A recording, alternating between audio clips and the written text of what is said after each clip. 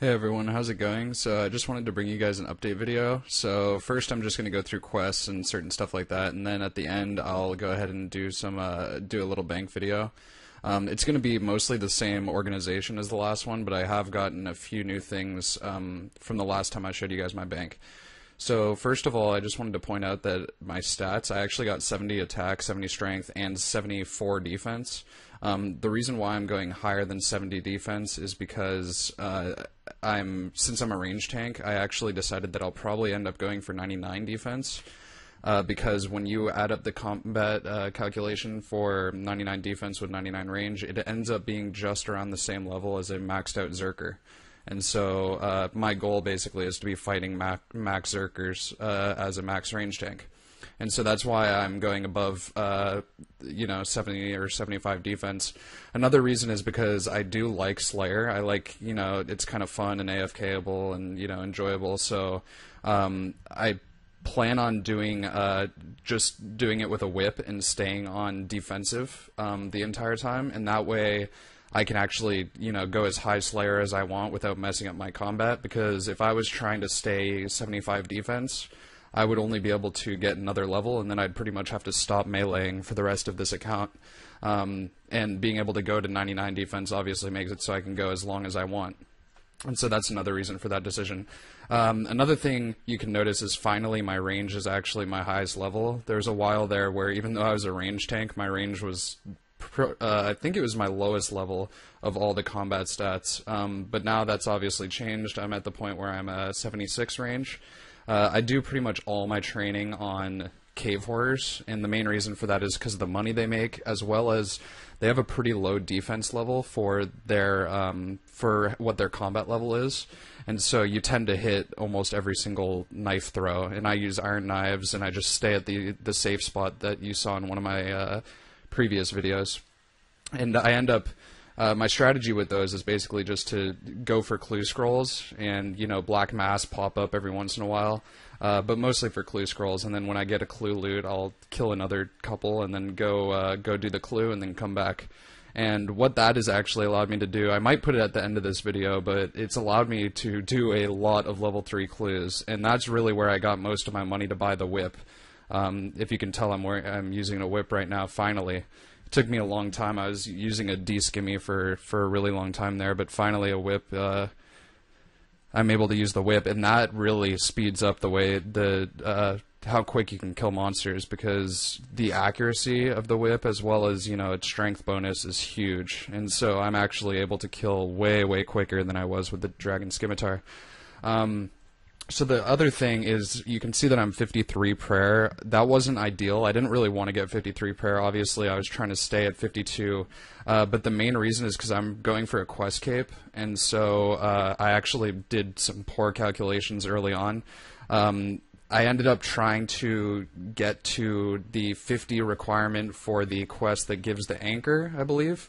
Whatever one that's called, the one after Cabin Fever, I believe, Great Brain Robbery.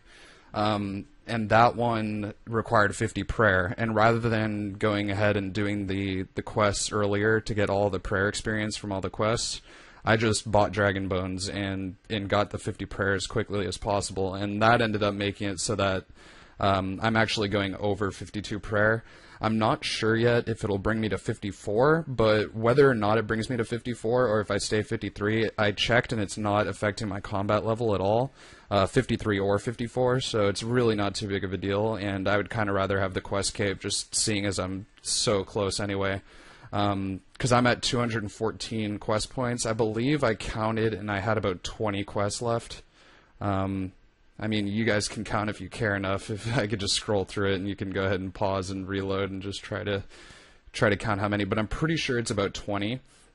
And the thing that kind of sucks about that is I left a lot of the harder quests and the more annoying quests for last. I have both the Morning's End quests left to do. Another one that I really hate is Darkness of Hollow Vale, where you have to run through the little you have to run through the maze over in Canifis, and you have to run through, like, go up ladders and down ladders and through doors and all that crap just to get to the end of it. So that one I'm not really looking forward to, and I still have to do in search of the Meriki. I don't know how you're supposed to pronounce that, but I still have to do that quest in order to do it. This one right here. So that's probably something I'll do in a little bit. I should go do Rolling Elves. I'll probably do that in the next few days because that's a really short quest. And I'm probably going to get the crystal bow. At first I was thinking that I might get the crystal shield because I'm a range tank, so I was thinking about using the crystal shield. But I'm kind of deciding against that. The crystal shield is better than a DFS at the first 2 charges, I believe. So if you're 10 out of 10 or 9 out of 10, it's better, but then once it degrades past that, it gets worse than the DFS. So I'm still deciding on that. And another thing is that the DFS obviously is anti-Dragonfire, so if I was fighting another range tank, I wouldn't have to deal with their enchanted dragon bolts doing the dragon breath thing.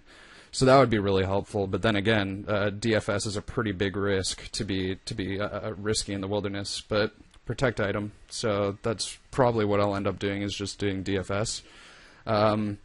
So what other quests? Those ones are annoying. I think Grim Tales actually looks pretty interesting. I've never done that quest, but it's like Jack and the Beanstalk sort of thing. You gotta go up, plant a seed, and it turns into a beanstalk, and you gotta go kill a giant. It's pretty interesting. So I'll do that pretty soon. Hand in the Sand and Enlightened Journey are not fun quests for me. I don't know about you guys. So that's where I am with quests. Really, the only requirements that I have left to get to be able to do all the quests, to be able to complete them, is 50 rune crafting. I need 50 rune crafting for Devious Mines, I believe it's called, which you also need 65 smithing for. I got that the other day, just doing gold bars. And so 50 rune crafting, that's going to be pretty annoying because I got 69 mage so that I could teleport to the Lunar Isle so I could do astral runes. But even then, I mean, 40 to 50 rune crafting is just such a grind, so I'm not looking forward to that either. So as you can tell, I'm kind of far away from the quest cape. I'd be much closer if I was actually consistently, you know, working towards it, but I've been getting distracted with Slayer and all that sort of stuff. So that's another thing. I got a lot of Slayer levels recently. I'm up to 67, and that's mostly because I'm just trying to, you know, level defense with my whip. When I first got my whip, I slayed for like a couple hours just having fun watching my whip hit and seeing how high I could hit and all that. Another thing I did was buy a Verac's top, and the reason why, mostly because of that, or the reason I did that mostly is because of the fact that it's only 200k. I think the main reason for why it's only 200k is because the fighter torso, everyone at my defense level usually has a fighter torso except me, and so they don't really need the Verac's chest, and no one really goes for the set bonus. So I see a lot of people running around with Verac's skirt because of the prayer bonus, but then a fighter torso instead of the chest, and that's probably why the chest is only 200k. So that's why I went ahead and picked that up. I also got a Rune Defender, and that actually didn't take me that long. I thought it would take me much longer, and I ended up getting like 1,000 extra warrior tokens than I needed. And another thing was, when I got my first Rune Defender, I was like, I equipped it and I was happy for it, and then a few seconds later I killed another ogre just testing it out, and then I got another Rune Defender, so that was pretty nice. I didn't have to waste much time getting a second one for my bank. So there really isn't that much left in skill updates. Really what I've been working on is just finishing all the quest requirements. So 71 woodcutting was one of them for Grim Tales. And so really I've just been trying to make sure that I could do all the quests. So rune crafting is the last thing I really have to do. I'm not looking forward to that at all, but I'm going to get that done pretty soon. I'll probably end up doing most of the quests first, and then end up having like only Devious Mines left to go, finish the rune crafting, and then finish it up. I just did Rag and Bone Man, which is one of the most annoying quests. You have to run all over the world picking up different bones from corpses. So that took a while, but finally done with that one. So that's pretty much it for skill updates and quest updates. And now I'm just going to go to my bank in a little bit and show you guys that, so see you then. Alright, so I'm here at the bank, and this probably won't be too long because I've already given you guys a rundown of how I do my organization and all that, so this is really just to show like any differences that from the last time. So first of all, I have 2.2 mil. I bought my whip for 2.5, and so that probably would be around 5 mil. If I didn't buy a whip, but obviously why would I not do that? So I've got about 2.2 mil left. That can go up if I end up selling my Canon or this Zami page that I have, but as for right now, I'm fine with just keeping it right around there. There's really nothing that I need to buy. There's nothing I've needed to buy recently, so don't need to worry too much about that. I have runes as normal. I used to have about 2,000 nature runes from killing cave horrors, but then I ended up having to use them to level my magic, and that was actually really nice because it made it so that I didn't lose money alching. I mean, I could have made more money if I sold the nats and didn't have to buy the Yulongs, but it made it so that I bought the Yulongs for I think 800k or something, and then I ended up alching them, and then I had 1.1 mil from the alch afterwards. So that was pretty nice. Basically got free magic experience there. Moving on down, got a bunch of blood runes, and I think that's because of you know, just from doing Slayer, but mostly from blood velds. I remember those dropping a lot of blood runes. Pure essence, I need to buy 7,000 of those to level rune crafting, as I was talking about earlier, so right now I'm pretty low because I was rune crafting a little bit, but I need to buy more of those. I got Salve Amulet Ease, and that's gonna really help when I decide to go chinning in the Ape Atoll dungeon. I'm not going to do that until I get full void though, so that's probably going to be a while. I also want to get about 80 range before I do that, just so that I'm not wasting too much money on each chin. So I'm doing like as much damage as possible. I had a bunch of rune axes and rune pickaxes from level 3 clue scrolls, but I've sold most of them. But I still have 5 and 4 left over, and that's just in case I decide to go like Abyss rune crafting and PKers keep killing me or something. But it's really nice because I have obviously an altar in my house along with a mounted glory. And so that's usually the way that I decide to get back to Edgeville rather than carrying like, you know, 10 glories in my bank. And so what I'll do is I'll teleport to my house, use the altar, and then teleport to Edgeville, and that makes it so that I have prayer rather than having 0 prayer because of the Abyss. And so any PKers I usually just put up, you know, protect mage, and then they'll stop attacking me pretty quickly because they'll realize it's going to take too long to try to take me down. So I just have these iron knives are obviously for killing cave horrors. These rune arrows are all from fire giant tasks. I've gotten so many fire giant tasks. I don't understand why I keep getting them, but I literally got them twice in a row. I killed fire giants, went back to the trainer, and then it's like, alright, more fire giants. And so I thought that was pretty ridiculous.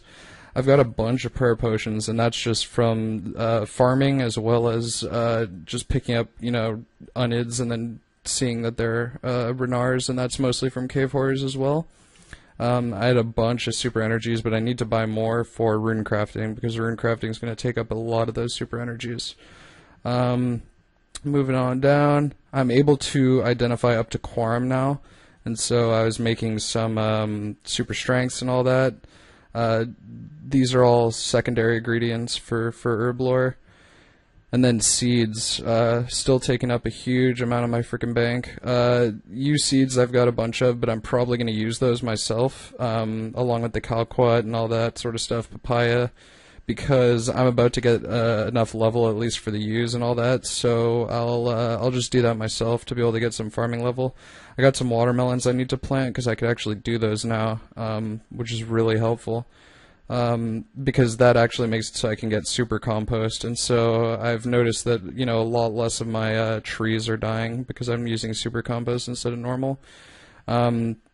Gold bars, I've sold most of these. I had like 3,000 or 4,000 from getting 65 smithing, but I sold most of them. These I'm probably going to use for making Ring of Dueling and games necklaces. I just haven't gotten around to it, which, you know, is why I left some gold bars from when I was selling them.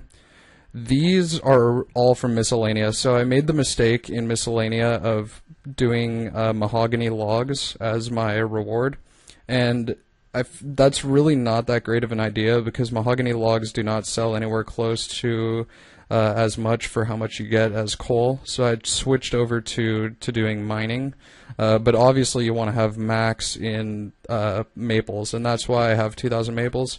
Used to have about 6,000, and then I sold a bunch. Still have more to sell, and the willows are from getting 71 woodcutting. So I ended up just banking them, and then I'll sell them eventually. Not too worried about that. These Zamrock robes are from when I did Regicide. I just made a point of every time I went through the underground pass, I'd fill up my inventory as much empty space as I had with Zamrock robes, and that's why I have 7 of them. Probably going to switch them over to my Pure, my 1 defense Pure, and PK with them. I'm still deciding on that though because I think it's less prayer bonus obviously than Monk's robes. So kind of have to decide between a mage attack bonus and a prayer bonus. So I also have these 2 pineapples and watermelons. Those are from for super compost. I'm going to turn those into super compost pretty soon. I just haven't gotten around to it. And then this is to the point where my bank starts getting messy. You know, it gets messy right about here. So I've got my holy wrench up there. I've got all that sort of stuff, and then cannon. I got these 2 pages. I also got Guthix page 2 and Guthix page 4, I believe.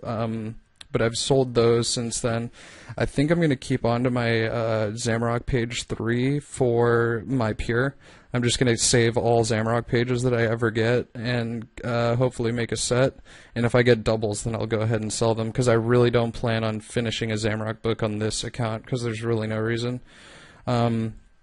Got my cannon for slang. I'm deciding if I want to sell that or not because I don't really use it that often. Really, all I use it for is Dagonoths and Hellhounds. It's the only 2 that I've really noticed it helps on.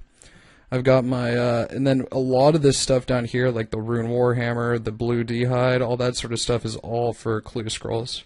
Because it's all required items for clue scrolls, so I hold on to that stuff. Addy Square Shield was really annoying to get. I ended up paying like 15k for that because you can't buy it from any vendor, and obviously it requires pretty high smithing. So the best way to get them is from a drop, and I really didn't feel like going and camping something for Addy Square Shield drop. So I got that, and those are all, you know, most of these are clue scroll items. There's another one, clue scroll, all this stuff's for clue scrolls. So that's why my bank is pretty much full, because I'm making sure I hold on to that stuff so I don't have to go and get it again. Here's my backpack from Rag and Bone Man from finally finishing that. And then I've got basically all this stuff is all the stuff that I normally just go ahead and wear when I'm meleeing. And then I've got my my range stuff up here. So thanks a bunch for watching, guys. I hope you enjoyed, and I'll see you guys next time.